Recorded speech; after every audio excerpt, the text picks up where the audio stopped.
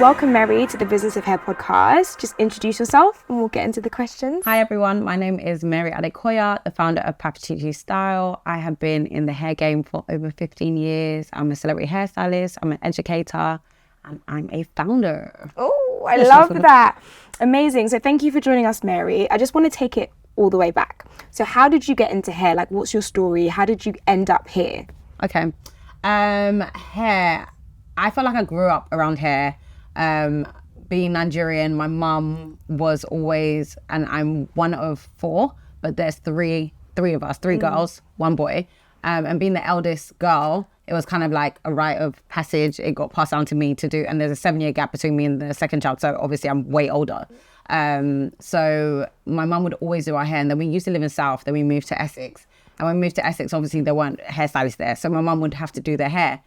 But my mum is such someone who is like so particular about how you look. Presentation is so important. So every Saturday, like routine, you wake up at 7 a.m. It was wash day, it was take down, detangle, and camera your hair ready for the week. So that was literally routine. And as I got older, my mum would be like, okay, can you help me wash Blessing's hair? Can you help me wash your other sister's hair? And then eventually she's like, can you plait it? Yeah. So eventually I just became the resident hairdresser around like in the house. And then when I got to secondary school, my sisters started going to a primary school and a lot of black people had moved into the area. And they would go to school and they would be like, oh, who does their hair? And my mum would be like, oh, my daughter. And mum was like, oh, you can make a business out of this. Like, you can do their hair. So on weekends, I would go around the local area and do everyone's hair. Wow. Like, and I started off as a braider. Yeah. I had no idea. Yeah. I started wow. Off as a braider. Okay. I can still braid. Yeah. It's not anymore. Not anymore. Yeah. So then fast forward to college, like it was always just something I was good at. And in college, like I was a hustler. And my mum didn't let me get a job like everyone else. So I would braid all the guys' hair. So I'll be like, Monday, your lunch. And guys have money as well. Right, exactly. So they would just pay for my lunch. So I was like, your Monday, your Tuesday, your Wednesday, your Thursday, your Friday. And I used to do that on rotation in the canteen. And then I went to uni, in London. But I would always change my hair. And I felt like I wasn't really confident in my skills that much. So I wouldn't advertise as a hairstylist, which is crazy. But people would see my hair, so it was an advert. They'll be like, you change your hair all the time, where do you go? And I was like, oh, it's me, I can do your hair.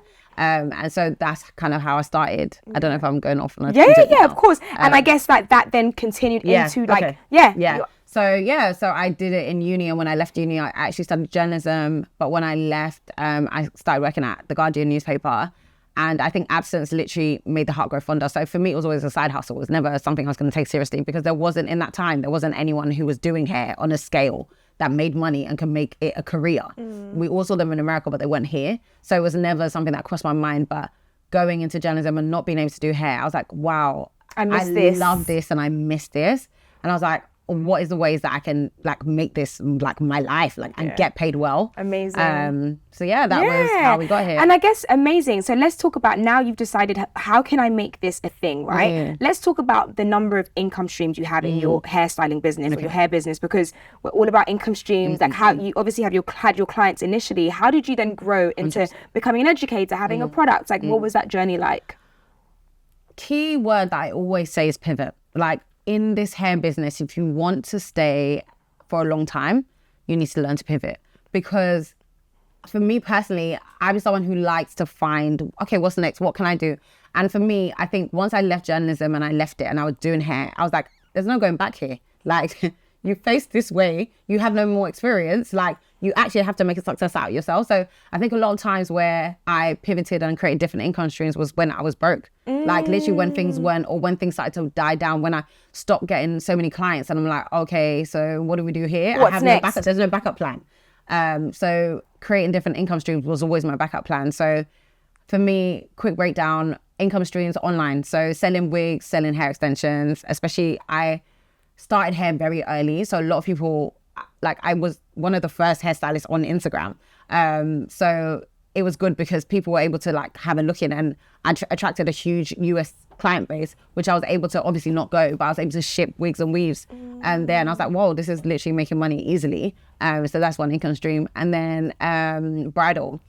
I got into bridal. I always forget you do bridal, and it's amazing. Like you actually, it's a big stream. part. Yeah. Yes, it's 100%. huge. I think it's almost 50%. Wow. Of income stream. Yeah. So bridal, I got into bridal because there was a disconnect. This was the era where everyone was shaving off their hair, going natural.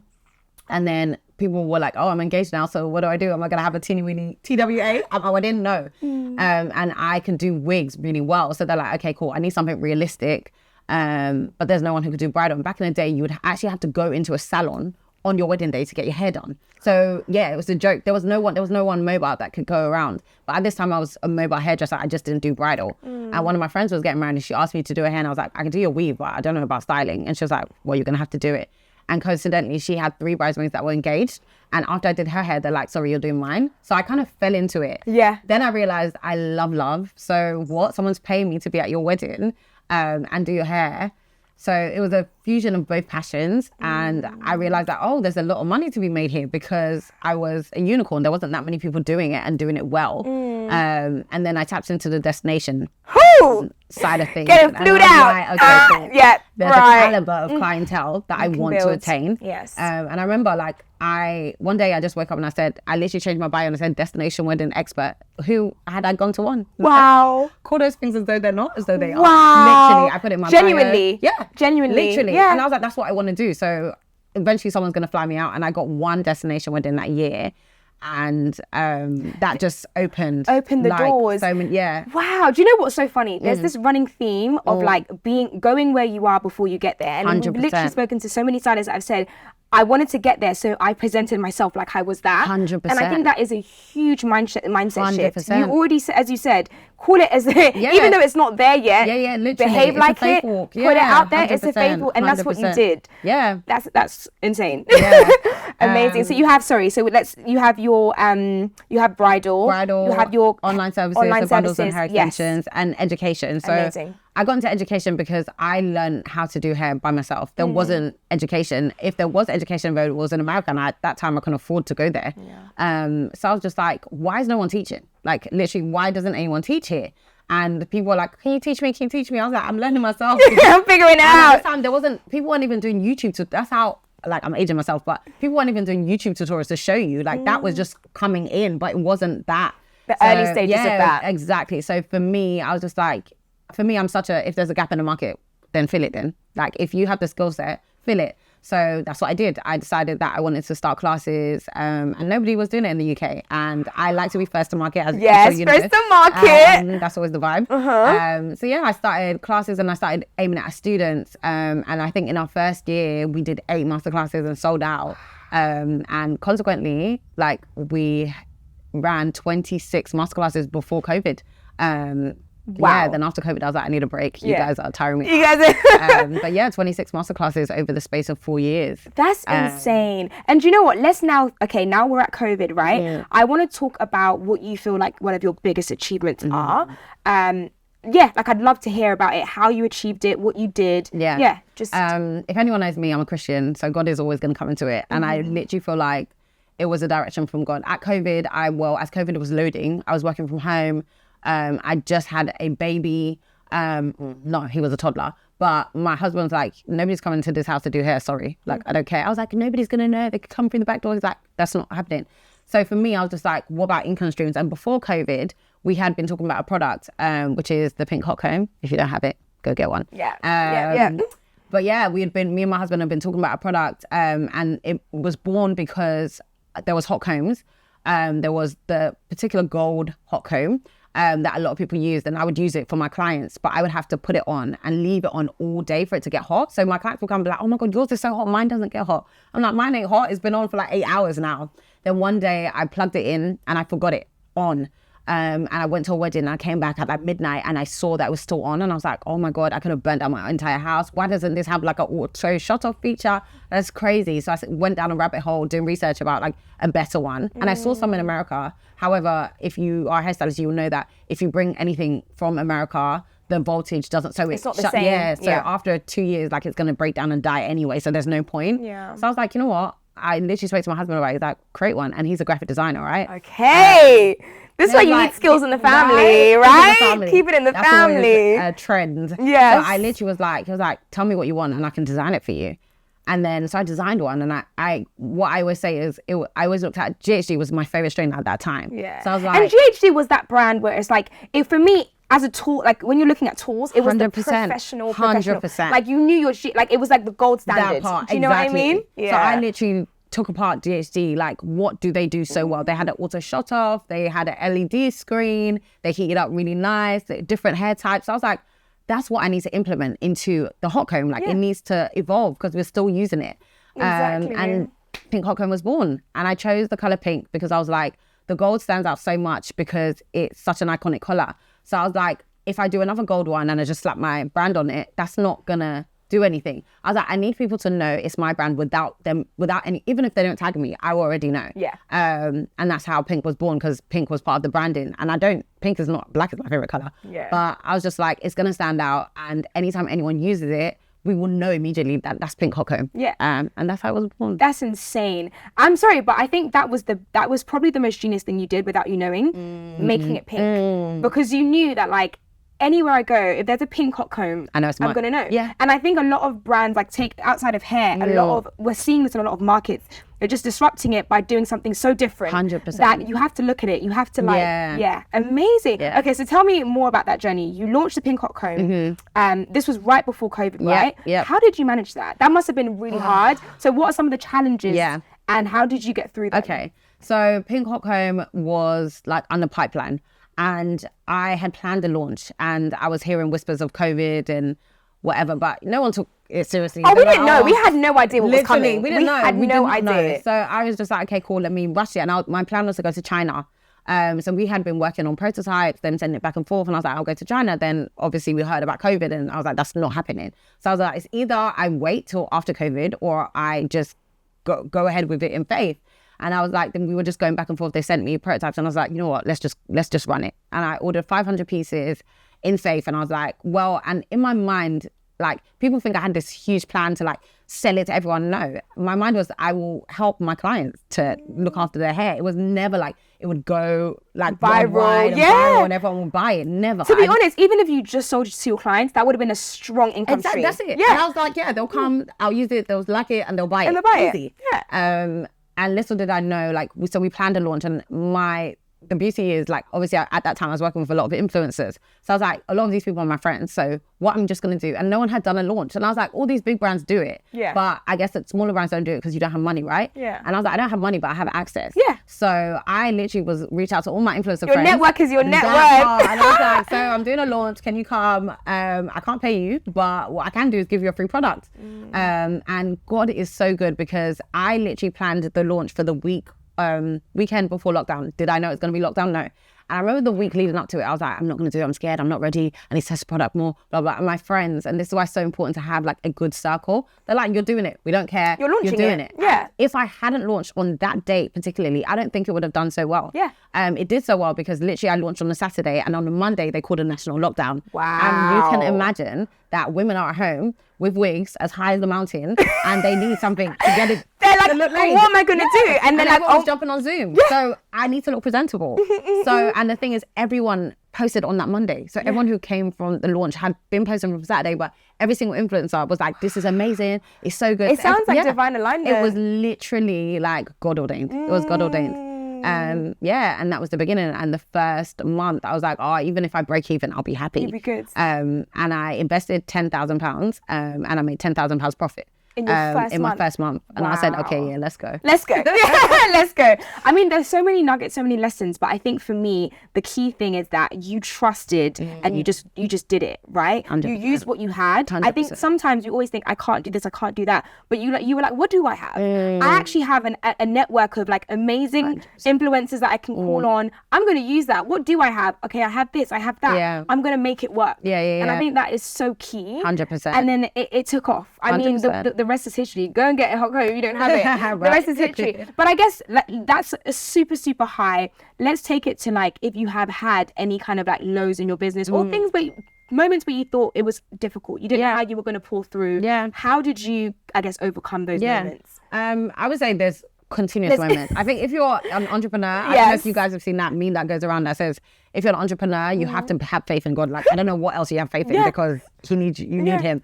I think there are consistently, I think no matter what, I think some people will look and like, oh, you've reached a level, like you're untouchable. Like nothing goes wrong. But the bigger the business, the bigger the problems. Exactly. I always say that. Like exactly, more money, more problems. Literally, more access, more problems. So I think for me, let me think of a instance where there could be an issue on you said like on a lower level, right? Yeah, I mean, it could be anything really. Okay. It could be big, small, Okay, so I think for me, when I was mobile and I didn't have a space, everyone was like, oh, you know, if you work from home, no one's going to come. Like, how can you charge these prices and have like not have a salon space? That's just not done. Like, go into a salon, and there was so much pressure.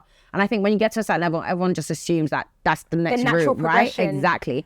So I think for me, I hit like a dilemma, like, oh, is that true? And I think people's opinions fed into like my worth of my services. And I was like, maybe that is right. Maybe I can't charge these prices because I'm working from home and I don't actually have a studio space and I'm not actually in a salon. But I think for me, I never wanted to go the salon route. I knew it. I'd spoken to, and my background's in journalism, right? So what I did is I just interviewed salon owners at the time and everyone was stressed. And I said, yeah, that's not me. It's not my portion. I enjoy doing hair. I do not want stress. So I stuck to it. I think sometimes you have to drown out the noise and be focused and know what is your purpose and what are you called to do and walk in your lane, regardless if it looks crazy to anyone else. And even till today, I don't have a salon. Like, I work in my studio space, but it just works out for me because I'm never there. Like I travel a lot. So it just, and I'm thinking now, like, if I'd established a salon, I would be able to employ people. But even salon retention, like, historically, we know, like, it's just a lot. It's dying as well. Like, there's so many different reasons why. Exactly. Yeah, and you are definitely the kind of stylist that you travel, you have celebrity clients. So it's like, it would have been so redundant to have the burden of a physical space. Yeah, and managing people. I'm like, managing women is a lot. So, I think my advice would be, like, just sticking to, like, what is your goals? Like, it doesn't matter, like, drown that outside noise because it's so loud. And comparison is the biggest thief of joy. Like, I think a lot of people compare everyone's journey, but your journey is so different.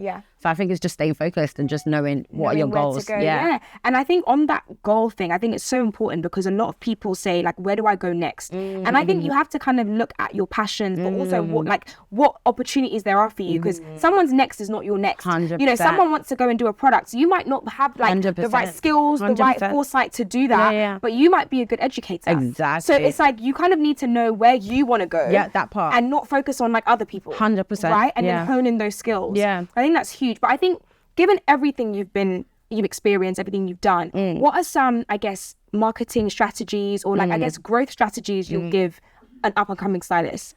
So I think the first thing would be social media. Like, what? Without Instagram, literally does not exist. Like, now we're trying to get into TikTok and I'm like, yo, these are for the youngins. But literally social media, like, I think a lot of people, like, especially if you're up and coming hairstylists, you don't have funds or access to be paying for marketing. And one thing I do say, Pick Hockham is zero marketing spend. Like, everything is UGC, like everything. Like, is word of mouth, or people saw it, or it's just, it's a good product. So I definitely think a lot of people think I need to have mass budget in order to like do marketing. No, start with like, create content for yourself. I think now we live in a world of content. Like, people can't buy into what they don't know. So market yourself. I think that's the key thing, like marketing yourself. Also using who you know, like, who are your resources? Who can you do your hair for free in exchange for a little favor, in exchange for a little promo? And I think consistency. I think a lot of people will start a business like, oh, it's not popping off, man, I'm done. Like, look at that person, they've got 20,000 likes. And look at me, I've only got one like and one comment. But I think there's something in consistency and people seeing you show up no matter what.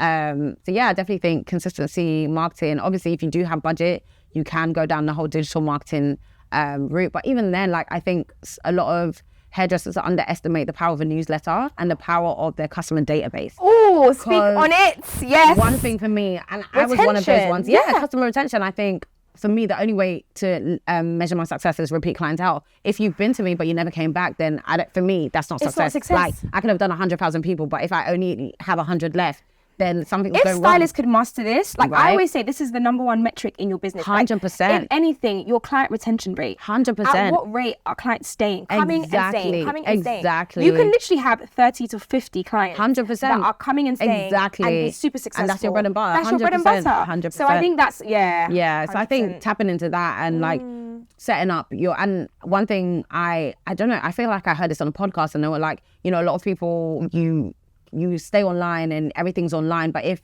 Instagram went today, who do you have? Like, where's your database? Where's your customers? Like, where do they live? And I was just like, like, I actually need to start compiling data and doing things offline as well. So definitely, I think that's an excellent and like a cheap way to market. Like, literally, newsletter, they've already been to you, they trust you. So now you have a new product out, you're telling them about it, and you're going to give them a cheeky discount, they're going to buy into it. So with one email, you can literally make 100%. 100%, yeah. And then I think just wrapping up, what are some of the cultural tensions you feel like exist currently in the black hair market and black hair industry? I definitely think there's still that tension. I think it's been around for years. I even saw a video about this girl who said why she no longer wears wigs or hair extensions and how she's going completely natural. I think there is still this kind of divide between like how you wear your hair. Like, oh, black women, you should love yourself. Why are you covering your head with a wig? Like, you hate yourself. You're anti-black. You should have only kinky hair. And for me, I sit on the other side of the table because I'm just like, I believe that, I think, especially as black women, I think hair is it's like part of us. It's almost like an outfit, right? So I don't think, like, there's some people who have issues. There are definitely, like, people who will never show their hair and are ashamed of their heritage, and, you know, that's what they are. And I understand that side of the argument, but at the same time, I definitely feel like it's our expression. Like, it's part of our culture, like changing our hairstyle, whether it's an afro, whether it's a pixie, whether it's a long bust style, whether it's middle part, it's part of our heritage. And I think it's a beautiful thing. I think I love that. And I think there are so many like tensions between like both sides. Like, I call them the natural Nazis and the bust down baddies. I mean, that's always a war. But it's always a for war. Me, wear your hair, whatever makes you happy, whatever makes you feel confident, whatever makes you feel beautiful. But I think I always say this to my clients, like, don't let your wig be like something you hide under. Like, take care of your hair underneath as well. That is just as important, because I think we see so many people spend thousands on wigs, but they won't even do treatment on their hair. They won't even go get their hair came ready. They won't. So I think it's just finding that balance. And that all comes through education. Exactly. It comes through education. It comes through like just representation. 100%. Seeing that and knowing that, like, listen, my hair is equally as important. 100%. And I can express myself in multiple ways. Like, 100%. I love a braid. I love a wig. 100%. I will do it all. Exactly. And I think that's what you're saying. I sit on that, like, I will do everything. 100%. You know, because that's part of who we are. Yeah, it is. Yeah. Wrapping up, this has been incredible. What would you say is one piece of advice you would give to other self-employed hairstylists out there? Given everything we've spoken about today, what is one piece of advice you would give them? Keep going. I think this journey of entrepreneurship is hard. It's difficult. There are times that you can be booked and busy. And I saw a quote that said, entrepreneurship is being a hairdresser, and being an entrepreneurship looks like you having 60 orders, 70 clients in 1 month and making like £20,000, and then the next month making 600. And I think a lot of people look at people who are in the limelight and like, whoa, I aspire to be like you. But I'm like, behind closed doors, we all go through it. There are highs and there are lows. And I think if it's your passion, keep at it. Like, consistency will pave the way, will change things. Time. Yeah, 100%. So yeah, keep going. Like, don't give up. Like, if it's your dream, keep going. Amazing. And then the last fun one, what are some of the hair trends you've been loving at the moment? Like, is there anything at the moment you're like, yes, like, this is a trend that I love, like, I'm into? Yeah, layers. I've always been a layer girl. I love a layer. For me, you move the hair and yeah. So definitely layers. Like, I think layers are coming back in. I think we went through a bust down phase where no one wanted to cut their bundles, and I get it. 30 inches, please don't bring no scissors near me. But I think now people are literally going in, doing it's called the butterfly cut. And like the V shape and loads of heavy layers around it. I just think it's just beautiful. It frames. I think you can personalize it, and I love a hairstyle that you can personalize for each face shape. So the layers around the face, the body, the volume, the movement. So yeah, layers is, I'm happy they're back in fashion. So am I, to be honest. But yeah, thank you so much, Mary. You're amazing. Pleasure. Thanks for having me.